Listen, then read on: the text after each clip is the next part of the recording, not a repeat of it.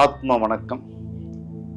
குரு மகரிஷி ஆத்மஞான வித்யாபீடத்தின் சார்பாக ஒவ்வொரு நூலாக நம்ம அறிமுகப்படுத்திட்டு வரோம். அதில் இன்னைக்கு நம்ம பார்க்கக்கூடிய ஒரு அற்புதமான நூல் ஆத்மஞான வேதம். ஒரு அற்புதமான ஒரு நூல். அடியன் என்ன செஞ்சிருக்கேன் அப்படின்னாக்கா, வேதம், 4 வேதங்கள், உபநிஷங்கள், வேதாந்தம், இது எல்லாத்துக்கும் விளக்க உரை எழுதியிருக்கேன். அதை நான் வருங்காலத்தில் உங்களுக்கு நான் அறிமுகப்படுத்தி வைக்கிறேன்.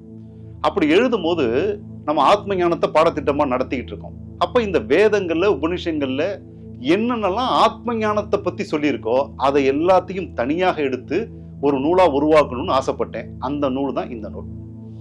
அப்ப சாதகர்கள் எல்லா உபநிஷங்களையும் படிக்க முடியாது, வேதங்களை எல்லாத்தையும் படிக்க முடியாது. அப்படியே படிச்சாலும் சில நேரங்களில் புரிதல் ஏற்படுவதற்கு கொஞ்சம் கடினமாக இருக்கும். அதனால அடியன்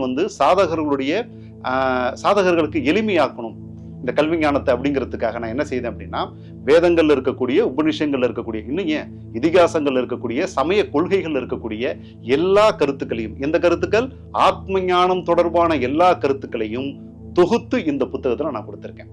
அப்ப இது உங்களுக்கு எப்படி இருக்கும்? ரொம்ப எளிமையா இருக்கும், பயனுள்ளதாக இருக்கும். இந்த நூல் குறைஞ்சபட்சம் ஒரு 250 பக்கத்துக்கு அதிகமான ஒரு நூல்.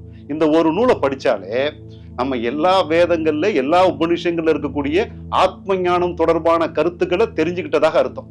அப்படின்னா எல்லாத்தையும் படிச்சதாகவே அர்த்தம். அப்படிப்பட்ட ஒரு அற்புதமான நூல். அந்த அற்புதமான நூலை நீங்க அவசியம் படிக்கணும். குரு மகரிஷியினுடைய ஆசீர்வாதங்கள்.